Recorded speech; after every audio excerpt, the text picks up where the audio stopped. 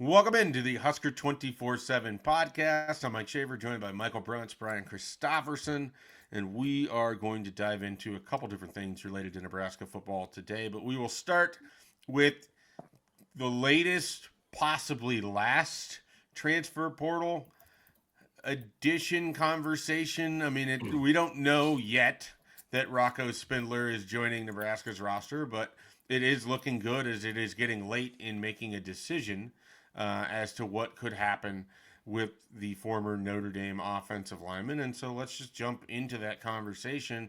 We'll start with Brian Christopherson. Brian, this is a guy in Spindler that has a wealth of experience. He's an interior offensive lineman. Do you think, does that mitigate what he could potentially add, because it's coming to where you view more, or where at least I view more of the strength of Nebraska's offensive line right now? No, it doesn't, because his addition brings a lot of flexibility. I mean, if you can cover one of 5 spots with someone who started 23 games at Notre Dame and played, what was it, Bruns, like 750 snaps last year. Yeah, a hair over 1,300 for his career there. Yeah. Wow. He's 6'5", 325. So he's a very large man. He was right guard at Notre Dame, and I think Justin Evans and Latovsky showed promise last year where you could hope that they take that next step now. And I do believe Evans has the flexibility, which we know of because he's worked at center at times when they've been in a pinch. And obviously there's other guys like Sam Sledge who want to be in that conversation too. But I think you could move Evans to center or something, and you could have your right guard taken care of. It just really adds to the competition. And I understand our eyes have mostly been focused on tackle throughout the whole portal cycle, but whenever you can just lock down one of 5 spots, 20% right there, and say, okay, this is a guy we feel really good about, you take it if you feel like you can get it and you feel really good about it. And it allows you to move other parts around. And, there's young guys, like, I'm not exactly sure, like Grant Bricks, where he's going to end up playing or working at the most. He came in as a tackle. He was listed as a guard at the end of last season. So, they have options, I think, and this only furthers those if you get this. Bruntz, what does it say about Nebraska that basically they have been at least a part of the conversation with a lot of offensive linemen that have gone into the portal? Do you think it makes it look desperate? Does it show flexibility that they've been able to move from target to target? Does it show flexibility because they're open to the idea of an interior offensive lineman and how that can change the picture? Big picture, what do you think you've seen from Nebraska's efforts to add an offensive lineman or 2 or 3 out of the transfer portal? Yeah, I mean, it's been a point of emphasis, obviously. The number of tackles that they hosted is noteworthy. I mean, that you look at what's coming back and what that picture looks like. And I mean, even potentially how many of those tackles are going to be healthy for spring. And you can see the need there for somebody that's got experience and can come in and play right away. I would not have put interior offensive linemen towards the top of the list of needs that Nebraska had going into the transfer portal period. I mean, when you look at Nebraska's roster, it's very guard heavy.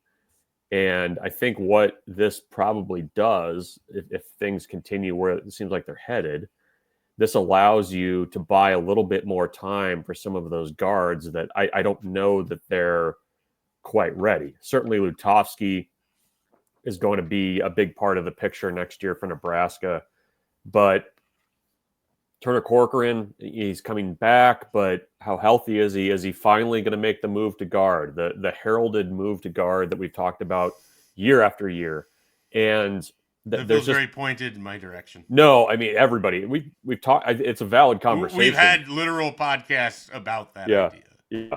And so, I think what this does is it buys a little bit more time for the Preston Taumuas, those guys that have been on campus for a little bit, but maybe need a little bit more seasoning. And also, I mean, I think, you have to look, I think, at you need to get your best 5 on the field. would he be among your best 5? I think the answer is yes, if that comes through. And also, I understand that offensive line is a position where you need to be looking 2 and 3 years down the road, and it's really important to do that. But for Nebraska in this moment, you need to look very strongly at 2025 and what you're able to do, what you have on offense right now with a very solidified quarterback. You've invested a lot in your wide receiver group, and the potential to add kind of a best available type player to your offensive line. I think if you can do that, you have to pursue that. PC, if you look at Nebraska's offensive line as it's currently structured, and you remove a lot of the guys that have had playing experience, is there a player or two that maybe hasn't quite emerged onto the scene yet that you're curious about this spring, or that you have heard good things about from last fall, that you want to hear more about as we get into spring football? Yeah, I mean, I look at the third year guys because Rocco is a good example, actually, if you look at his track record of like how tough it is, because he was the number 95 overall recruit in the 21 class by 247 Sports. And he has played a lot of snaps, but they're all like in the last 2 years. So even a guy like that, who's a top 100 recruit at Notre Dame, it helps us get outside our bubble a little bit. It took him until like his third year till he really started to knock down the door and play a lot. And so I do think Rule brought it up in December, and it definitely applies. This is the year for like a Sledge, a Jason Machacek, those guys who were in that. Grant Segrin is a name we heard of last spring at tackle, that sort of got forced into the conversation due to injury, but I think he made the most of his opportunities and practices to put himself on the radar. It's guys like those that I'm interested in. And if they can make that move where it felt like they were liked by the coaching staff, but also there wasn't quite yet that confidence for them to break through into that like top 6 or 7 or be just like right on the doorstep of that. So can they get to that point where it's a really tough decision at a certain spot where they could challenge a guy to take away his job?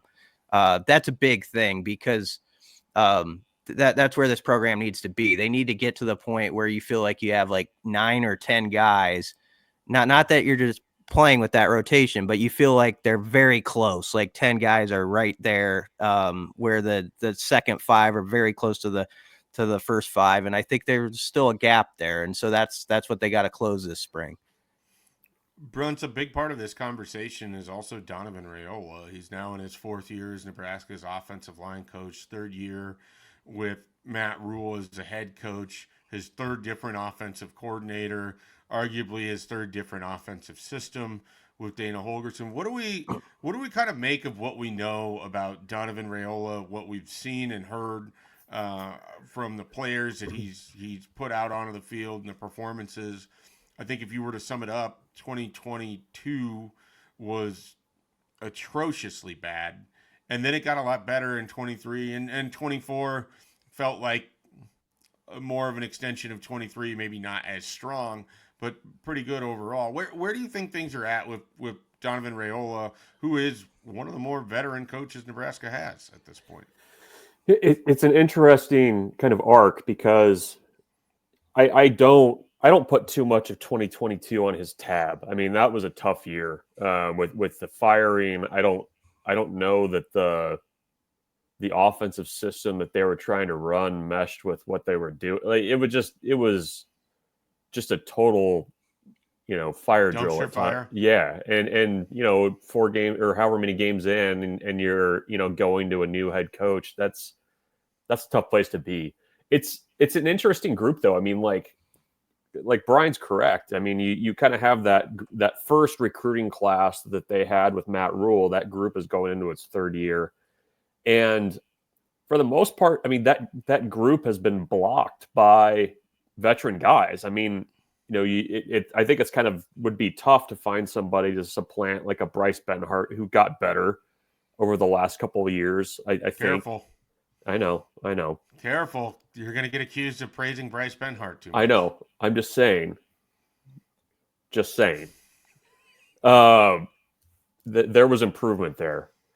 But you didn't have that next tackle that was kind of waiting in the wings to replace him, because I think Lutovsky's grown into a very serviceable guard, and actually, for whatever you believe about Pro Football Focus rankings, he actually rated out pretty comparatively, if not better in certain points, than Spindler. So take that for what it's worth. He was a big piece of why Ben Scott came to Nebraska, and I think that was really important to kind of solidify the offensive line for a couple of years.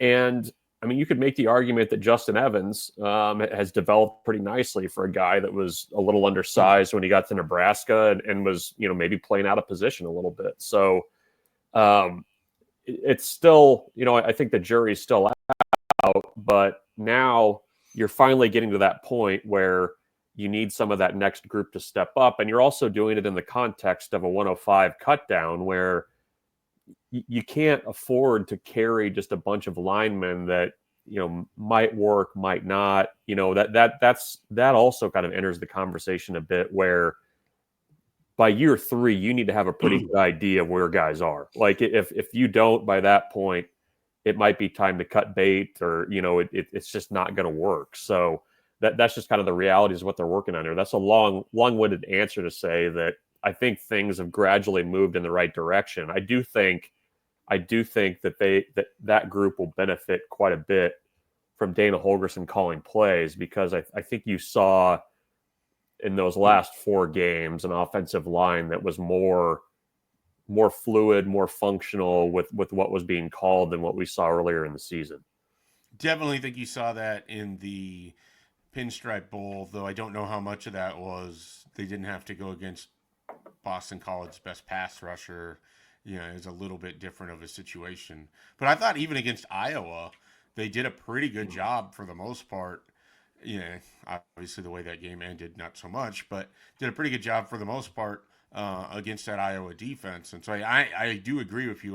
One of the parts of this conversation is what Dana Holgorsen can do to help that offensive line overall, which we've seen the other side of it. When the play calling doesn't line up with the offensive line, nobody wants to relive 2022 anytime soon. Spindler is also part of a conversation that is equally fascinating, though it has nothing to do with just the players themselves. It's about the college football schedule. And that's, what do we do with spring football? What do we do with the spring game? Does the spring game still have a place in 2025 and beyond, with 105-man rosters and the transfer portal, and not necessarily having enough players to divvy up into multiple different teams? There's already conversations about how Nebraska will run practices without having as many stations as it's had in the past.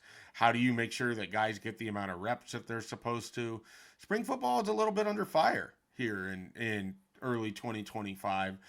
We haven't had the opportunity to talk with Matt Rule yet, but we will on Saturday. I have to anticipate, Brian Christopherson, that spring football and the spring game and the future of each will at least be part of that conversation, and what is going to be pretty wide-reaching, because we haven't talked to him in more than a month and a lot has happened. But where do you kind of see things going here, Brian, with spring football, or what do you think could happen with spring football? Yeah, it's definitely a good question to ask Rule, because I feel like Nebraska has embraced, from what we've heard with how they operate, more physicality in some of their practices than other places. And so do you need to tone that down? Or actually, I've actually wondered the opposite. Even though the roster's shrinking a bit, this is a spring where you need to find out who's who, right? A little bit. So I do think Hunger Games. Yeah. So I do think I don't know how much you back it down, really. It's just, but they are going to have to maybe change their station setup and some of like the template for practices. But I think you still have to really put guys out there, especially when you're 4 or 5 months removed from the season. I would argue that's actually the time where you do let them fly a little bit, because you're not, rubbing up against your first game, where there is time for a guy, if it's a minor injury, to recover from. But it's an interesting question. And the spring game one is especially so around here, because Nebraska has always been in that rare company of programs I'd say 5 to 10 programs in the country where it's like a carnival atmosphere. It's like a real spring game capital of college football. Yeah, I mean it's like meaningful to families and stuff. Like you bring your kids if they've never been to Memorial Stadium for a cheap price or no price at all, and they get to see it. And so I have to think there's part of them that wants to kind of keep that going in some way, and yet it is difficult to put out a product maybe in that particular game where it's resembling the kind of like actual football that people want to see or come to the stadium to see. So it is a very challenging question. And I'm sure Rule will be asked about it Saturday amongst, they need to give us like, that needs to be like an hour-long thing. There's like so much ground to cover. And that right there could be like 5 minutes of the hour with Rule if such time were allotted. Can you imagine if they just sectioned off where it'd be like, all right, you have 15 minutes to talk about this specific topic. We're talking spring football, 15 minutes. Once the buzzer hits, we're moving on to, coaching changes or what. I'd be sort of interested if they did there's a clock. There's a clock in the corner and you're looking at it with concern as it's like 2:33 and he's giving a long answer. I could definitely see that. Then there's like a portion like you get 8 minutes on like how do you think the NIL thing worked out for you this December? Yeah, that should be part of it maybe. Yeah, really make it a game show type thing. Bruntz, I'm curious, what do you think the future of the spring game is? Like, I personally don't think it will be the iteration it has been moving forward. Maybe in 2025 it won't look all that different. But I do think moving forward, there's a lot we have to learn about what the college football schedule is going to be. There's a lot that has to be decided about the transfer portal and the best time for that window.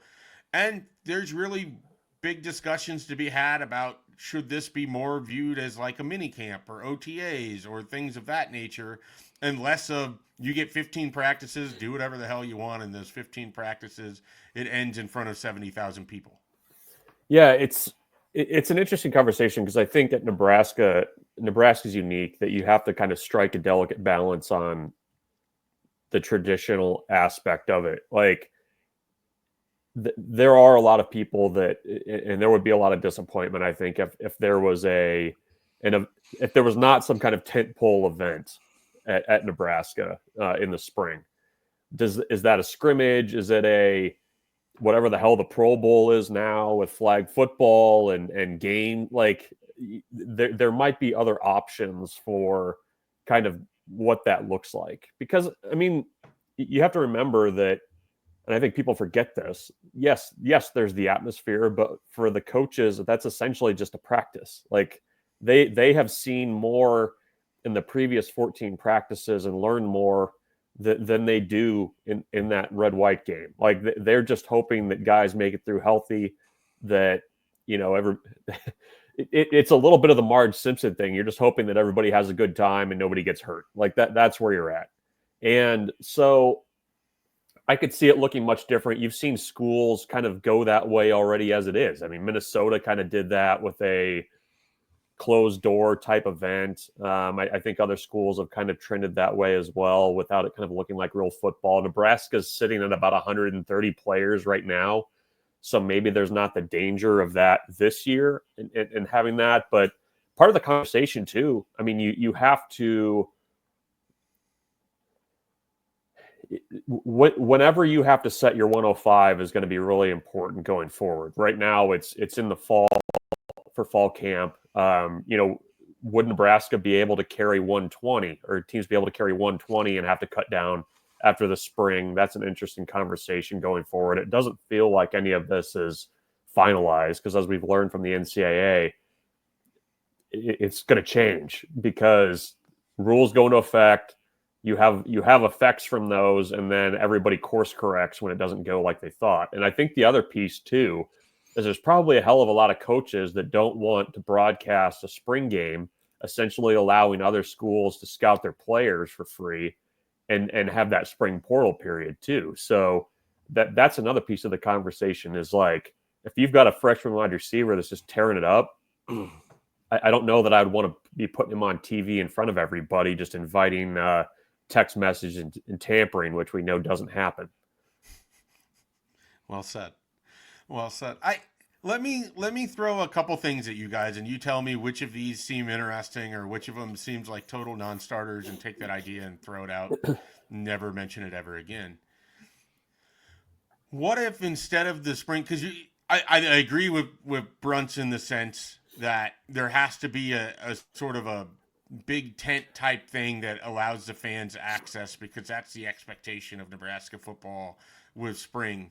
And I also agree that you have to be nimble and adaptable and flexible, and things can't be what they've been forever because the sport is changing.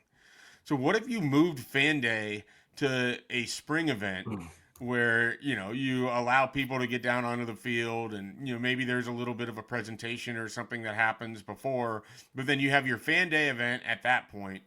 And instead of having it in August where you traditionally did, maybe, as we saw them do last year, you really publicize and push an 1890-esque NIL money-driven open scrimmage in the fall.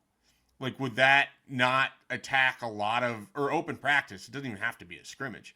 Would that not allow for the best of sort of both situations? You still have something in the spring. There's still some interactivity with the players. And then you're driving, some potential NIL dollars, and you're allowing people to see things in fall camp, and you can control that atmosphere as much as you want, because we know that there's no one more paranoid in sports. And as we've seen with Michigan, rightfully so, than college football coaches. I can't believe that I never thought I'd see the day where you were stumping for Fan Day. Look at what you've become. I think you need to think of it as, look at Mike Schaefer. All I hear is Mike Schaefer for Fan Day. That's all I'm hearing. If I were to order the events, Fan Day would be better than the spring game. I would like to see the spring game go away in its current iteration. And if that results in Fan Day taking over in the spring, I view that as a victory. Wow.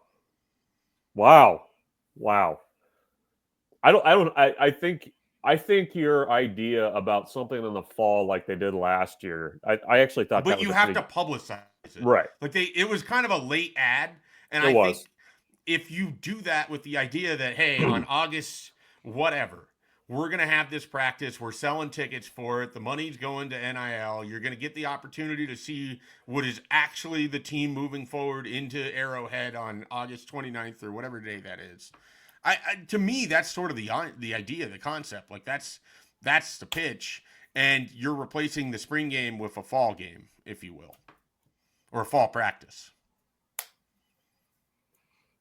I don't think it's the worst idea. Okay. I'll give you that. I'll put that down. All right, let me see if I can get worse than that. Okay. What if instead of the traditional spring game, because again, I feel like you're going to have something to replace that for the fans in the spring. A carnival? Well, I'm not opposed to the Hardson would love to go to the carnival, but what Mike if Schaefer you did for Ferris wheels? What if you did something? We saw them do this last year when they had a 140-man spring roster, but they had the old Gold Knights and the Rattlesnake Boys and that kind of thing. What if you split up into different teams, but you have like a 7-on-7 type thing? Or, like there's still like a competitive sort of fun environment. You still get to watch some of these guys do their thing, but it's just not the spring game. Would you accept something like that, Brian Christopherson? Or did that move more towards worst idea category? No, I would accept something like that, because I think the spring game is usually boring as it is. So I don't think it's like you're going to downgrade too much. Actually, I think whenever a practice is open up to fans and media, the most exciting part is like 7-on-7 stuff. It's because it's that mano-a-mano type play competition, where like a young wide receiver or one of the newcomers like Dane Key goes up and like one hands it or something, or Javen Wright. I remember a few years ago when we were in this stadium, like picked off a pass, down the field with one hand, and it was the buzz for like the off season, like stuff like that. I think carries as much interest. So I'm not against exploring ideas like that, because I do think fans have accepted that we're pretty far removed from like 25, 30 years ago, where it was like, this is an actual like football game and who's going to win, the red or the white, and like the teams are kind of evened up and all that. That's long been gone. And so I do think people are open ideas. And I think for the most part, people have an understanding that the climate of college football is changing. And with that, Nebraska might have to change some traditions in the off season to accompany, just being prudent about how you handle your roster. That said, Bruntz did make a good point in one of his answers. There's still 132 guys over there right now. And this is more for the future. Yeah, I think we're going to see a more traditional spring play out in 2025. Yeah. So that'll be interesting next year going forward. But I think the point you can settle on is all ideas should be on the table, and there's some that aren't great, but stuff like you brought up, I think, is worth mentioning or thinking about. Would you want to attend a spring skills competition where you get to see a race between the people who claim to be the fastest on Nebraska's roster, and there could be a winner right there in Memorial Stadium? The problem with the skills competition is I can't think of other skills beyond foot race. Unless there's only so many people that can kick field goals. I mean, maybe you see which lineman on your team can kick the furthest field goal, something like that. Yeah, you get linemen catching punts, that kind of thing. That would be like, come look at the bearded lady. That's the bearded lady of football skills, is having offensive linemen catching punts. I'd like to see you say that to Teddy Prohaska. Well, I will. I would. I'd feel comfortable saying that to Teddy. I feel like I'd get a laugh out of Teddy.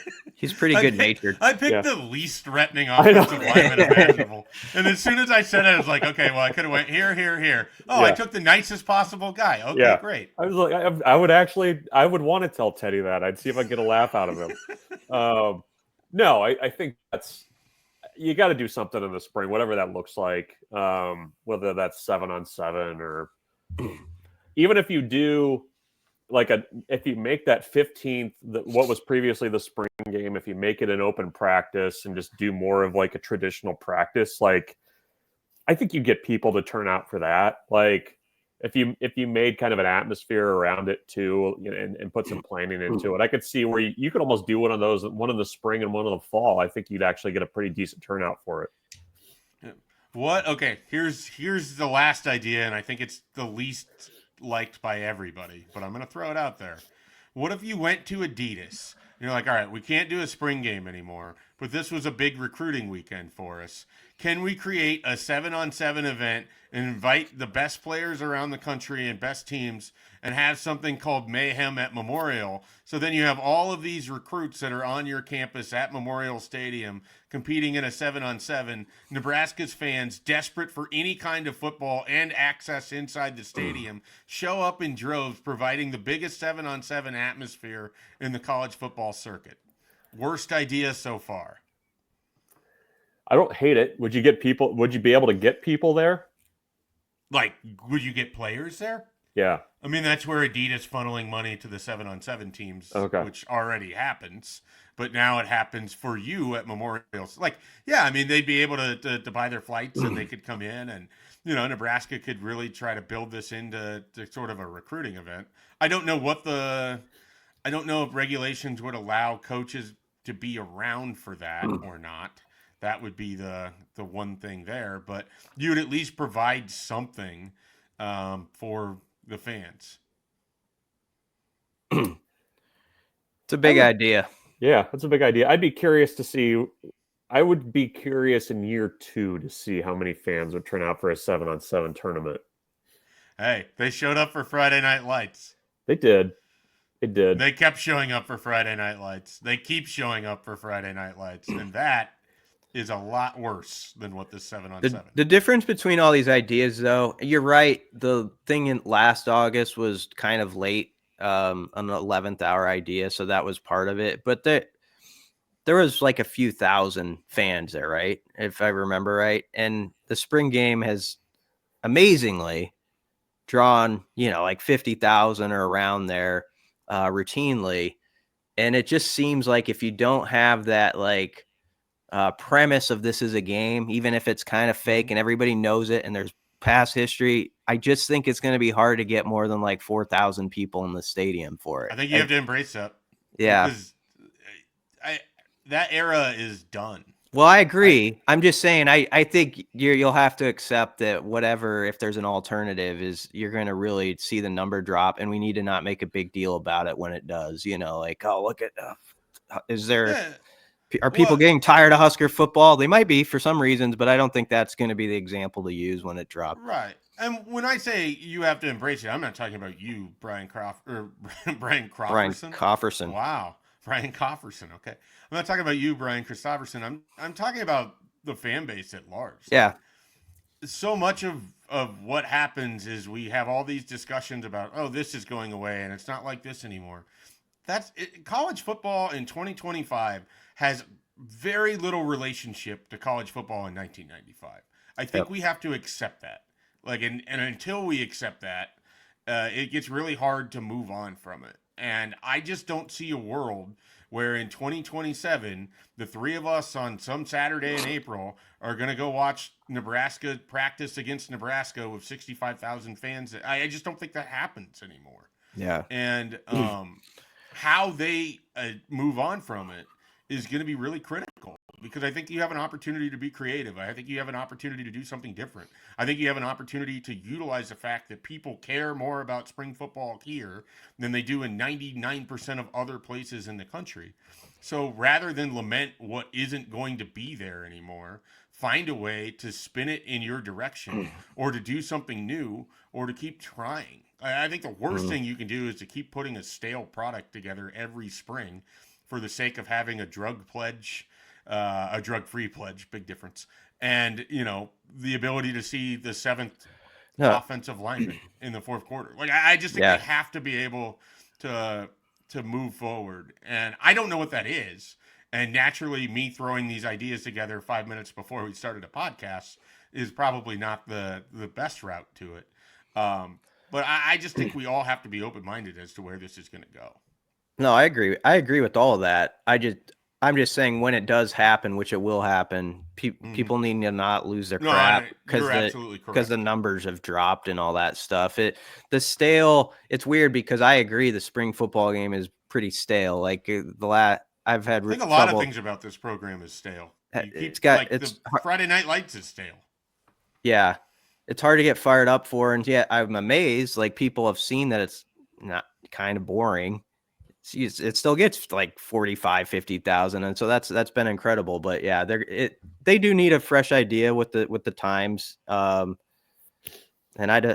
you had a couple that aren't bad. I'd have to think about each of those, but basically flipping the fan day into the spring and doing an NIL practice is an interesting concept, and at least you're getting some monetary value. Well, you're getting something from it in the fall too, where people pay for it. And full disclosure, I don't care for fan day either, but that's okay. It's not for me. That's the point of this. These events aren't for me. You have a little man now. Yeah, you're a dad now. This is your event. This is you we now. We went to fan day. This is who you are. Put on your Air Monarchs. By Herbie Husker. We'll see how he does in year 2. You get him a marker, get him a football, send him around, and get those autographs, and then get 2 for dad. That's what you do. I anticipate he will cry a lot more in the second year than he did in the first year. I think everything's going to be way scarier at that point in time. But I don't know. We'll see. So, did you guys have any ideas? Was there anything else that I didn't cover in that you would put together? No. Would you just eliminate it completely and just move forward? No, I don't think you can do that. I think I would be intrigued by the idea of an open practice, basically do one in the spring, one in the fall, similar to what they did last year. I thought that was an okay event, and I don't think that if you do a scrimmage period, that's what it is. I don't know. I kind of wonder too if some people just go to the spring game out of duty in some ways. Sometimes it's just a nice day in the spring and there's something to do. Yeah. So I don't know. I think there's options, but I agree. I think they've got to be pretty creative with the spring and how they do that. I think the spring game has been enjoyed in part like a game against a weak non-conference foe is in September, where it's just there's not high stakes in the air, and you can just, appreciate going to the stadium without anything on the line. There is something to be said for those kind of Saturdays. And then McNeese State rolls into yeah, town. Well, those have become few and far between, those games. But once in a while, there's still a game like that, and I think people really kind of still appreciate that as much as we talk about. You always got to have like this schedule that's loaded up. I do think fans enjoy an occasional Saturday where, like, I think they're going to win by 31 points today. And so that's the appeal of the spring game, is you're not going to walk out disgusted or wanting to vent on a message board. And, I think that's worth something. Well, we appreciate when they do, though. So yeah, we do. Yeah. You guys want to talk hand size? Yeah, I do. Yes. Let's go from venting on a message board to hand size conversation. Speaking of venting on the message board, Thomas Fedoni's got some mitts. Senior Bowl's going on. East-West Shrine Bowl practices are going on. Do you guys have any strong... The crew that's in Mobile at the Reese's Senior Bowl is kind of intriguing to me, with Fedoni, Robinson, Tommy Hill. You kind of dig into like what these guys are ranked according to various draft experts that follow this stuff daily. They're kind of all over the place. Like Ty Robinson is a top 10 defensive lineman according to Mel Kiper Jr. ESPN has him number 75 overall. He's number 191 overall on Pro Football Focus.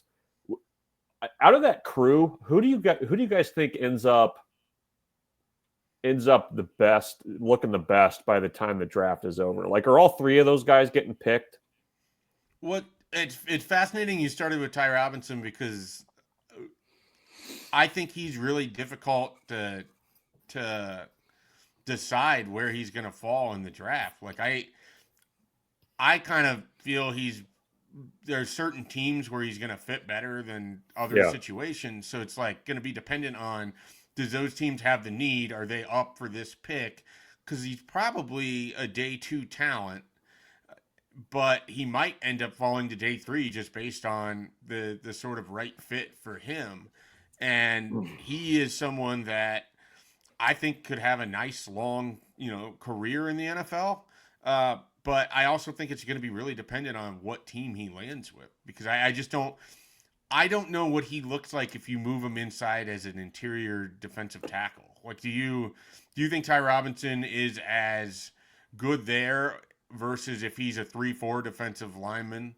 I mean, that's sort of the conversation. He's a little bit in the territory, and I think this is a kind of fair comparison, though I think one player was more statistically dominant. He's a little bit like Jared Crick to me, where he's going to have to kind of land in the right situation. And Jared Crick ended up with the Houston Texans, and I think that helped him out to a degree because of the style that they were playing. But yeah, I think with Ty Robinson, that's really the question I have is does he have a smaller pool of teams where the fit makes the most sense? He seems like he would be kind of an ideal 3-4 defensive end. Like that's how I see it as well. And Fedoni was interesting too. I think based on production at Nebraska, I think the assumption is like there's no way he's getting drafted. That didn't see the explosiveness. I think there was a lot of expectation for him that was going to be hard to meet anyways. You throw in 2 knee injuries on top of that, and some questionable usage as well. I think all that kind of adds up in that big soup to maybe not expecting much of him at the next level. But he weighs in. He's got the longest arms of tight ends at the Senior Bowl. He's got 10-inch 3/4 hands, which are mitts. Those are the biggest hands among tight ends at the Senior Bowl. I mean, I struggle. Like I think he's going to get a shot somewhere. I don't know if he gets drafted though. Like I think he, more than the other two, I'm very intrigued by what comes out of the Senior Bowl with him. So and especially because of the way that the whole decision to turn pro happened very quietly, just kind of headed to draft prep, and that was it. So my hesitation with Thomas Fidone would be most teams that would take him, he's going to be a second, third tight end type.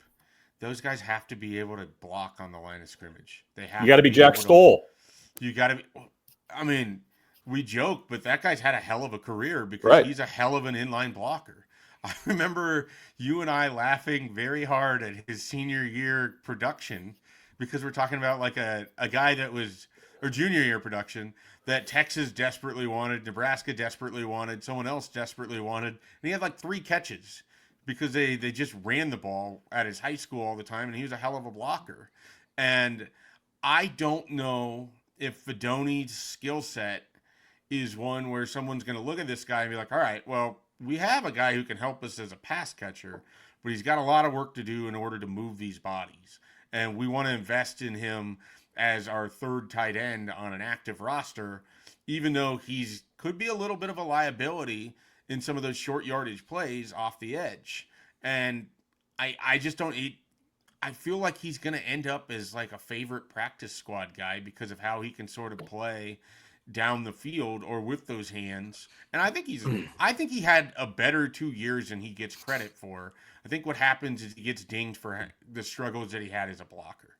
And that is what would scare me if I was sitting in an NFL draft room thinking about spending capital on a tight end who can be helpful in the passing game, but is probably not going to be your number 1 tight end. So how much can you really utilize him if he's second, third, and you have him out there for special teams, you have him out there for short yardage situations, and he's a bit of a liability as a blocker. He's a super fascinating case because the athleticism, and if he had never had those knee injuries, the athleticism would be even bigger than it is now.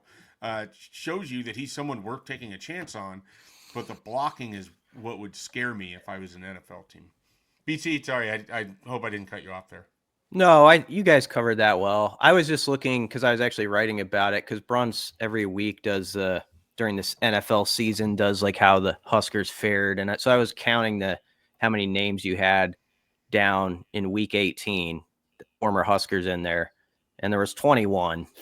And so whenever we have these conversations, I just think to myself like, whatever issues like Husker fans had with a particular player or something when he was here, they didn't think he did quite well enough. I say they get on board with hoping these guys can land because Nebraska really has to beef up these numbers and start to be more of a presence in the NFL. And so they've got some guys who are kind of fringe guys coming out in this class. There's no doubt about it. But hopefully they can really excel in these months of training and put out their best because that list is that's lean. I mean, it's as you'd expect with the Husker football results, and I'm actually kind of glad this is how it's going for Fidone, where he's going to the NFL now as opposed to another team, because I remember him last year telling the story how he would trick or treat as like a Husker football player and stuff like that, and how the program, much it meant to him and his family growing up. And so in this era where guys sometimes end up somewhere else for the final year, I like that he's just taking his shot now and he ends up a Husker, and let's see where it goes. But I think, I hope he tests really well and has a good couple of months getting ready for it. Yeah, there's a lot Bruntz, go ahead. I was going to say, just kind of echoing BC's point. I mean, a lot of the former Nebraska players in the NFL right now are practice squad guys Exactly. that are, if they're on the roster, are like the inactive guys, kind of like the last 5 guys on the roster. I mean, it's pretty lean in terms of guys that are, and even like, Trey Palmer towards the end of this year was kind of a, special teams and very occasional wide receiver option for Tampa Bay. So you do need a few more of those splash type guys, or guys that at least are getting on TV and introducing themselves as being from Nebraska. Well, the 21 number was kind. You're right. Like most of those guys are just like bottom. It's amazing actually how many Huskers have made it to the Super Bowl in recent years where there's been a Husker representative, because the percentages don't align that they should do well, but because of a couple teams, the Eagles mainly, it's allowed them to have somebody.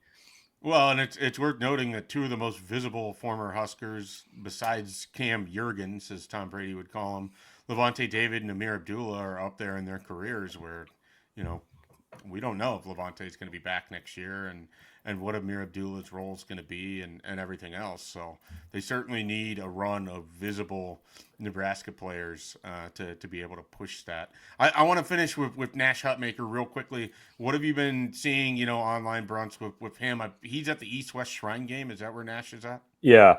Yep. No, he's been having a good week.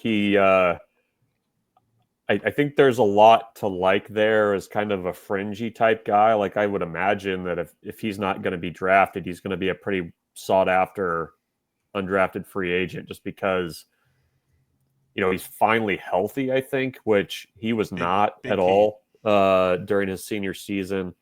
And, you know, I think you've seen when, you know, going up against guys in one-on-ones, he's been pretty tough to handle out or down in Dallas. So I'm eager to kind of see what he can do. All right. I think that kind of concludes everything we were looking to get to in today's podcast. If you missed anything, obviously you can go back, rewind, and get it. Or if you want more of anything, you can go find it at Husker247.com. All the coverage you're looking for. Baseball's getting rolling. Football certainly rolling. Transfer portal has been rolling. And, of course, recruiting. Big Junior Day coming up. We're going to have a podcast specifically for recruiting and the Junior Day that'll come on Friday. It'll be Michael Bruntz and I going through the list, going through who's going to be here, who stands out, what Nebraska might need in the 2026 class. All of that you can listen to on Friday with that podcast coming up. Everything else, get to Husker247. We'll catch you later.